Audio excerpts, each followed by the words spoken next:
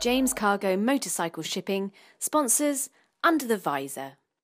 I'm Tom, I'm the producer of Adventure Bike TV, and that's about it really.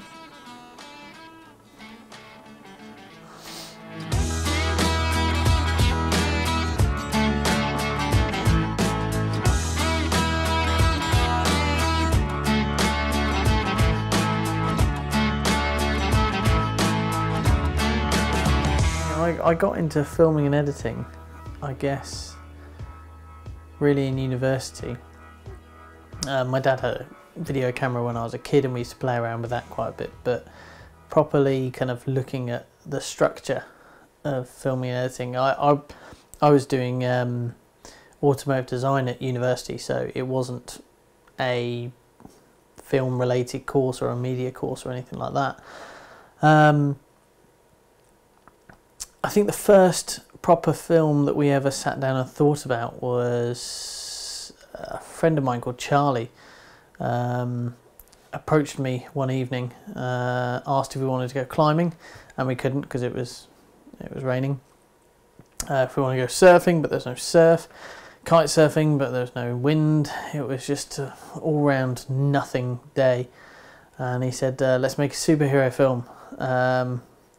Because he fancied himself as a superhero. I mean, he's over 6 foot tall and very muscular, so I guess it worked for him.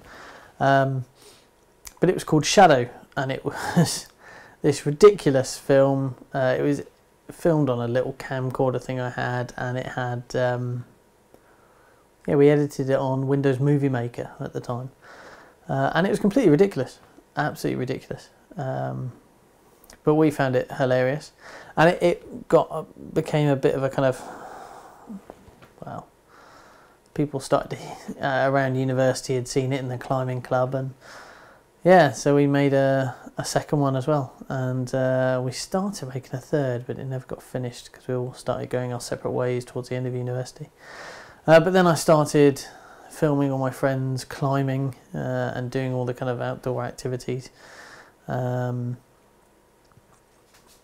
The first actual paid job I got was with the Leisure Centre in Swansea, the LC. They'd had a film made by someone else, which was meant to be an in-house corporate thing. And they brought in this quite expensive big company. And they come back with all this kind of 2-minute film, and it was just really flat and dull. And they were really worried about it because they were about to go and do a presentation. They wanted the place to look exciting, and it just didn't. And a friend of mine who works at a climbing wall recommended me and said, well, why don't you give the footage to Tom? So they gave it to me, and overnight I just kind of played about with it and made it a little more upbeat and more exciting. And then they asked me to come back and do a set of 4 or 5 promotional films, which realistically I look back at them now and I think they're pretty rubbish, but at the time they worked, and they were better than they got from someone else, so that's always good, I guess. Adventure Bike TV. Well, I'd met Graham, you, at the bike show, I think it was, the bike show in Birmingham. I was working for Cotswold Outdoor, and I'd just done a trip on Honda C90s down through Africa, on a charity thing called Scooters and Sahara. It's a great charity where they take scooters all the way down and leave them at a hospital in Bangsang. For people to use, and it's absolutely fantastic, and it was quite an amazing experience, really. I went along and I filmed it, and I rode, and I gave a bike just like everyone else did, but I also made a DVD which we went and then sold, and the money from that went to the hospital. So because I'd done that trip, I was introduced to Graham as a cameraman, someone that could ride and film. I'd also been down to the area that they were looking at going for their second series.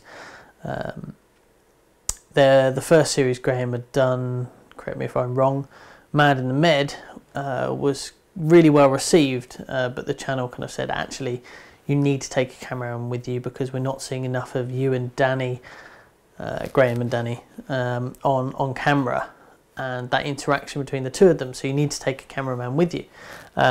So I got the gig as cameraman on their next trip, which was very, very similar to the first trip I did, down through Africa, finishing kind of in Gambia and Dakar.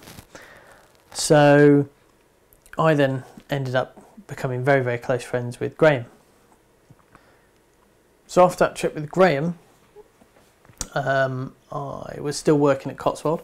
I left Cotswold, did an interim short-term job with Touratech, and then went on to do filming full-time. And it was difficult, really difficult actually. It's not as easy as I naively thought. It's, I'll go out and I'll say, do you want a film done? And everyone will go, yeah, of course we do, here's some money, yay. It's not like that. When I could get projects, the projects would take up huge amounts of time and I'd be really, really busy. I mean, I was still quite new to, not the process of filming, but the process of working as a business, doing filming, and I wasn't doing it particularly efficiently, and I found that I'd finish a project and I'd been concentrating on that one project for a month, and suddenly that project finished and I hadn't lined up any work to go on to next, so then I had another 2 months of trying to find the next job. It was quite stressful and difficult to start with. And I was talking to Alan at Bike World on Motors TV. They do this fantastic show on Motors TV, and talking about developing a adventure bike segment, and they were very interested, and I spoke to Graham and we made a trailer, not a trailer, a pilot, which was the CCM review that you see in the first show, first ever episode. And they loved it, and they liked the idea of having this adventure bike stuff on the show, but their budgets are quite small, and the amount of time it takes for us to do it, we couldn't work out an arrangement that would work. Either they couldn't afford it, or I'd be massively out of pocket and for the amount of time it would take. So we just decided it wasn't going to work. But I didn't want to leave it. I really enjoyed the process of doing that. So I said to Graham, let's give this a go. Why don't we make our own channel, online channel?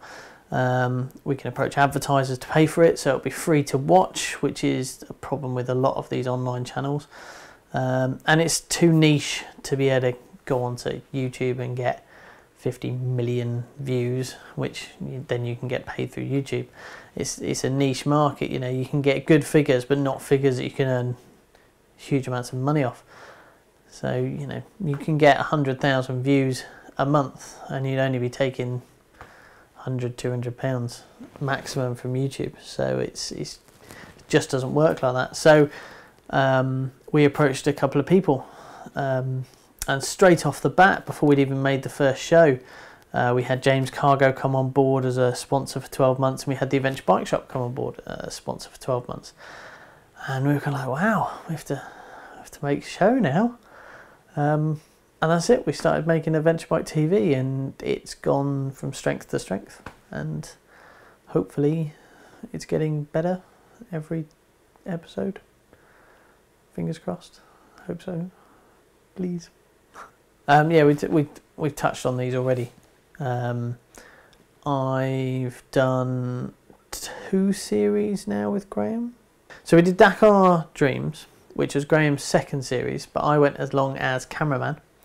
So I filmed it all while we were on the trip, and rode as well. Helped Danny off-road. And that great moment where we're going through no man's land and there's mines, and suddenly they decide that that's the best time for me to lead. and giving me all this spiel about, oh, it's only because you're the best off-road rider and there's lots of sand. It's clearly, you know, well, you're the most expendable part of the team and you can get blown up by the mines, if there are any. Cheers.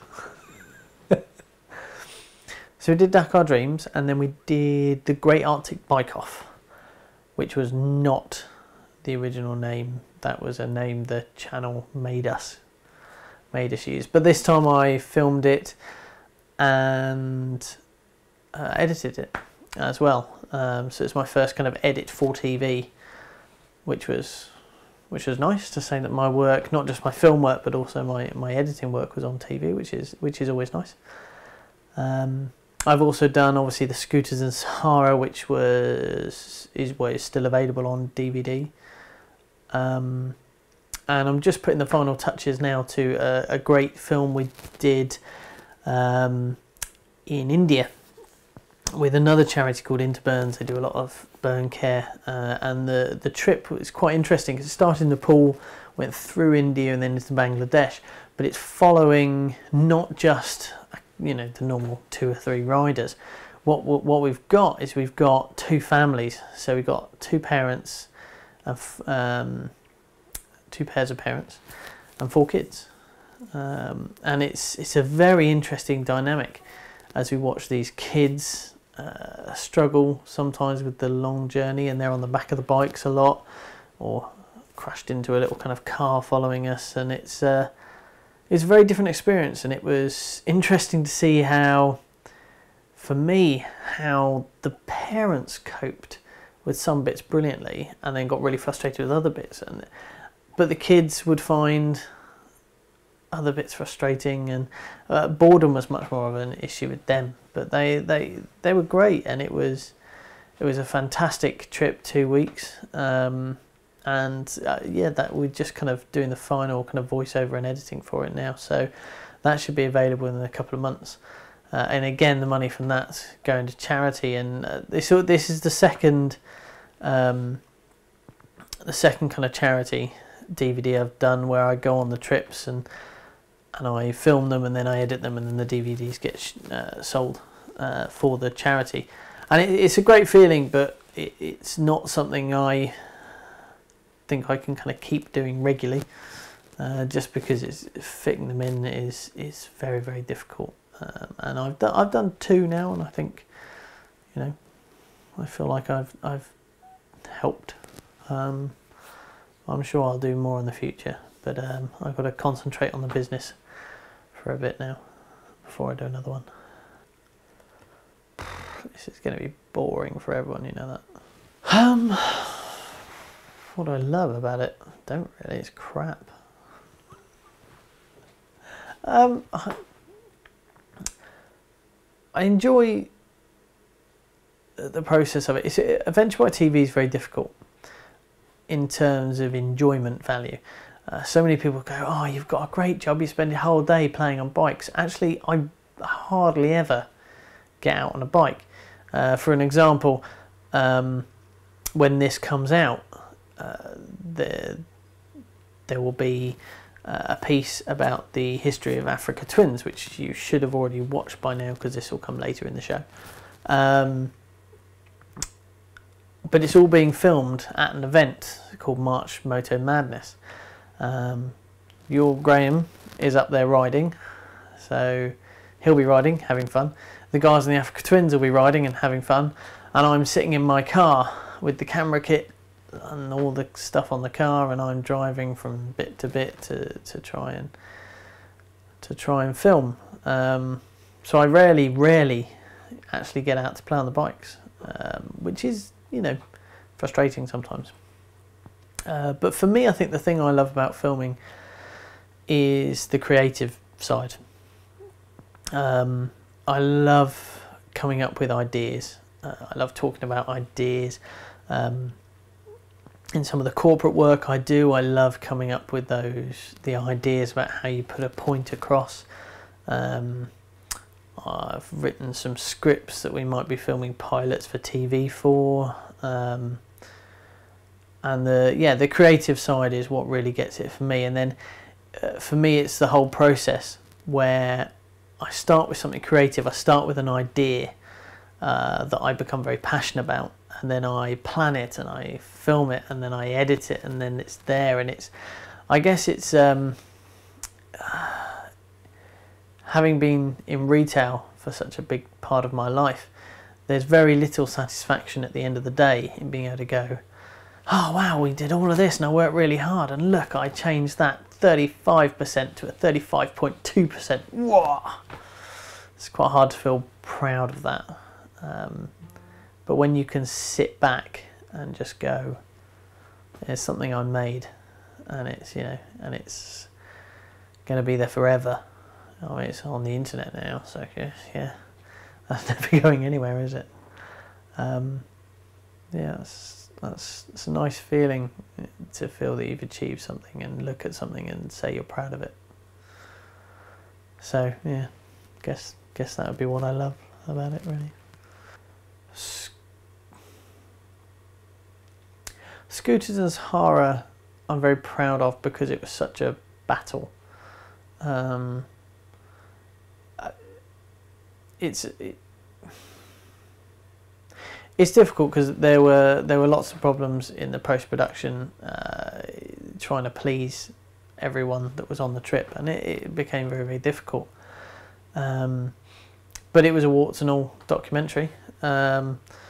It also was edited into kind of a 1 hour episodes, which I wasn't that pleased with. But actually, in the special features there's now a long version, which I think is a lot better and a lot more entertaining, and still gets the point across. And I feel that's something I'm really pleased with. But I don't know. I think every time I do something new, I look at it and think, oh, I'm proud of that. The last episode that was out with the Africa twin, you know, did quite a lot of graphics work on that. I was really pleased with that. And but most proud of, I don't know, it's a hard question, man. Oh, that's a hard question. Trouble is, you also look back at this stuff and you think, oh, I could have done this better and I could have done that better. And you're so picky when you watch back your own work, and yeah, picking out things. And it ruins films for you as well, because you just start, every time you watch anything, you're kind of, oh, can't believe they did that. Oh, I wouldn't have done that. You know, I wouldn't have used a fade there. Or did you straight cut? What's that about? And oh, that's not the best camera play. You know, you just end up ruining films for yourself, really. But I'm proud of Shadow, first film I ever made with my mates Charlie. There was no rules. We just had a laugh. We made a ridiculous film. It was great fun. Yeah. Probably that one, to be honest. It's awful, but it's great because it's ours and it's fun. It's difficult because I haven't gone an easy route to get into filming. You can go and do filming courses in university and things like that. They do some great ones up here.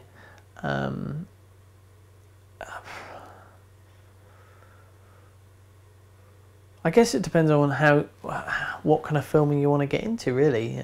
If you want to go into film, you need to properly study. If you want to go work for the BBC, you want to, you know, go to university and get a degree. I didn't do any of that. I just kind of self-taught myself, and I think if you really want to get into filming, then it's all about finding your niche. You know, I am an okay cameraman who is also an okay rider, so I fell quite easily into the bike market, and that's given me experience to try other things and try more commercial things and script writing and new pilots for comedies and things like that, which is awesome and great fun. How would you get into it?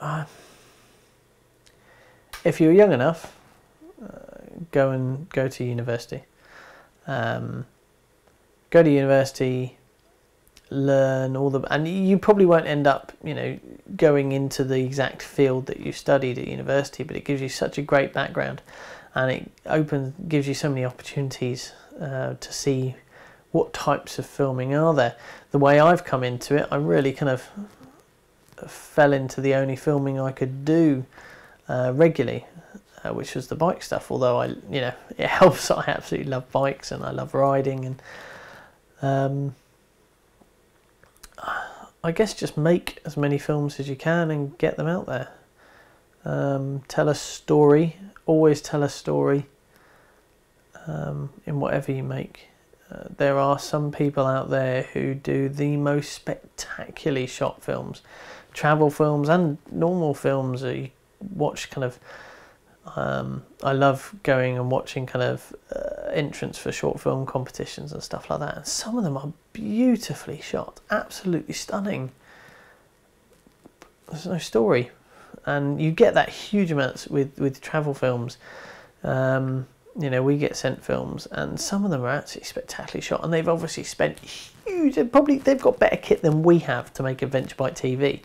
You know, they've got, you know, top of the range 4K drones and like 40 top of the range GoPros, and they're using, you know, Panasonic GH4s or you know, Black Magic, brilliant, you know, top end cameras. I mean, and the footage they get with them is spectacular. It's beautiful, absolutely beautiful. But if you aren't making a story and you're not telling a story, you're basically just making a music video. You know, you've got some music in the background, and a music video works for 3-4 minutes max, really, until you get bored of it. You need a story, you need something to draw you in, you need that introduction, a middle and an end. You need a nice conclusion at the end, or you need a cliffhanger at the end. But yeah, tell a story. You can watch something that's a lot lower quality that tells a good story than you can if you want to have spectacular footage but no story. So make films, share them everywhere you can, and go from there, really. It's not very helpful, was it? Sorry. Yeah, sorry. It's Austin Vince, isn't it? I mean, Mondo Enduro.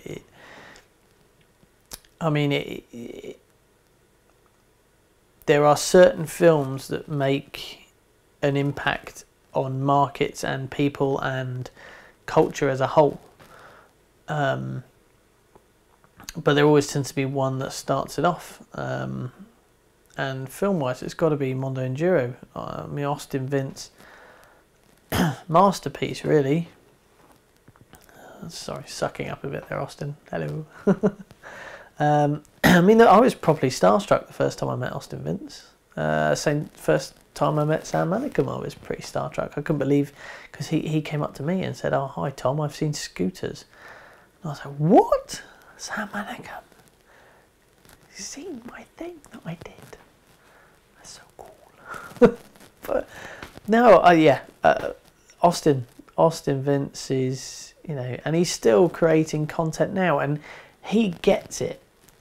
What I was saying earlier about telling a story, Austin gets that. Austin always tells a great story, and sometimes it's a bit cheesy and you're like, "Oh, what?" But it just works, and he's always so enthusiastic. I mean, Mondo Sahara, they didn't try to make more of it than there was. They weren't trying to make a 10-part series. They made a good film that was interesting and snappy all the way through. I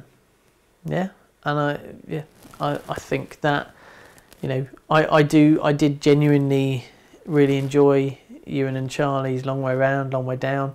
To be honest, my favourite was Race to Dakar, apart from the theme song, because I quite enjoy the racing side of things. And obviously I think they were massively influential, those things, and I really enjoyed them because I like being entertained.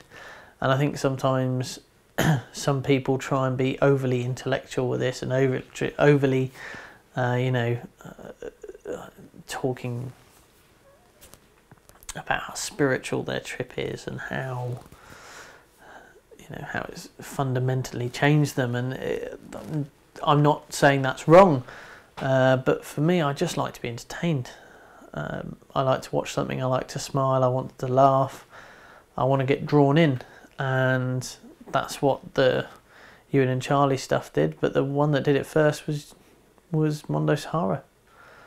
Mondo Enduro, sorry, and Mondo Sahara. That's fantastic as well. Yeah. Not really ending these very well, am I? Just kind of petering out towards the end. Petering out towards the end.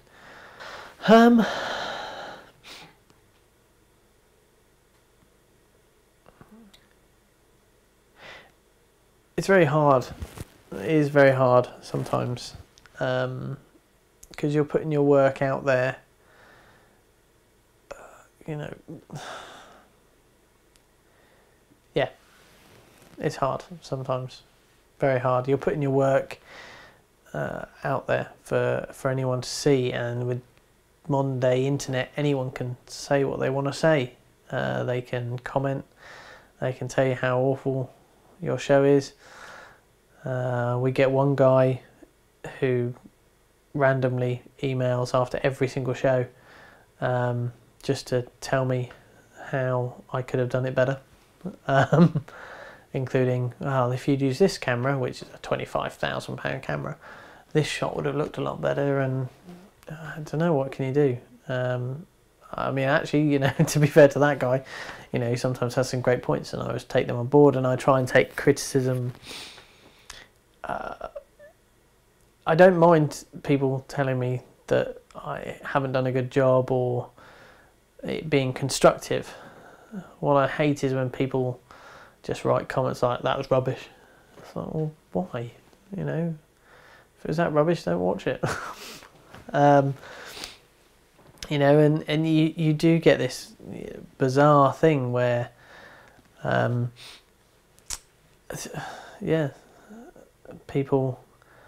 people send you messages saying, oh, I'm not going to watch it anymore because you've got adverts in it.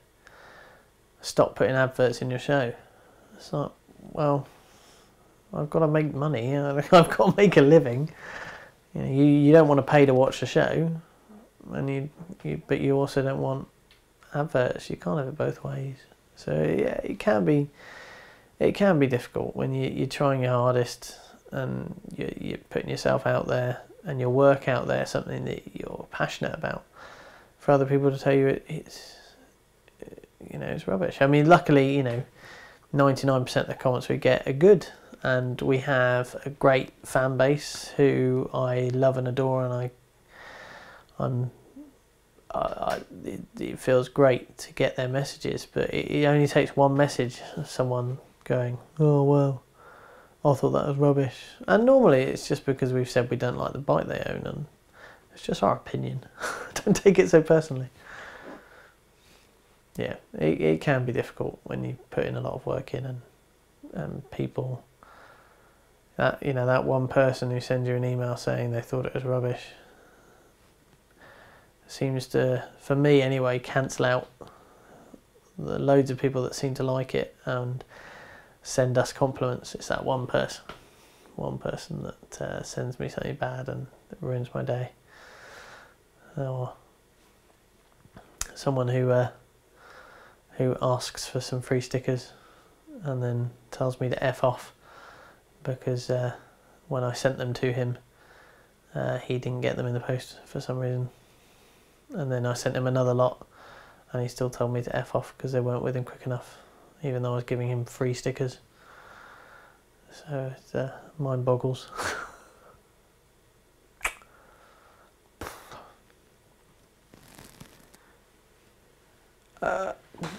Edgar Wright, I think, is a fantastic director. he directed things like Shaun of the Dead. He's incredibly clever in his use of...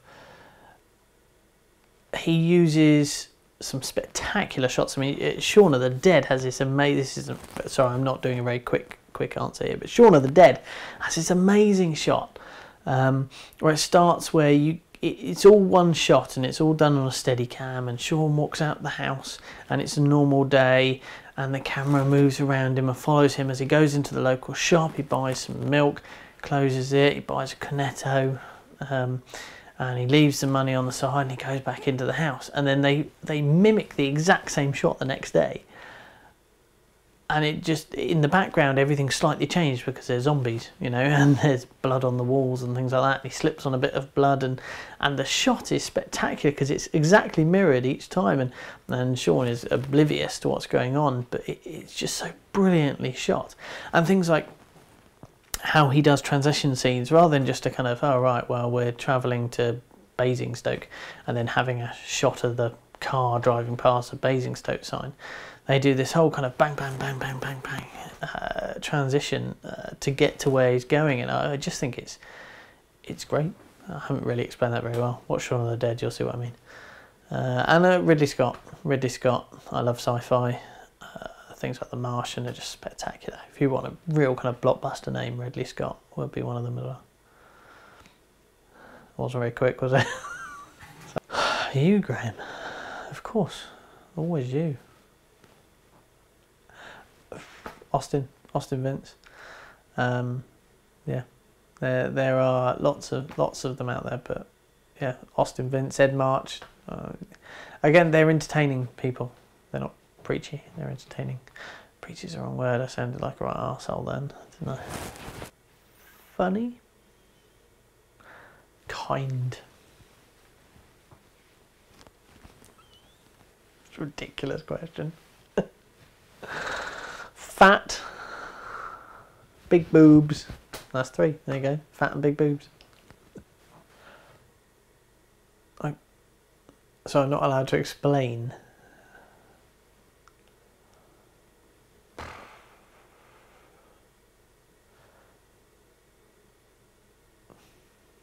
A sloth, maybe? I can't believe, is that honestly the best? Yeah, okay. They can help by sharing my work.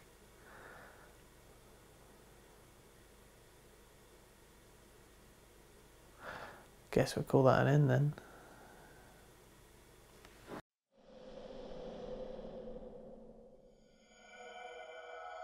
James Cargo Motorcycle Shipping sponsors Under the Visor.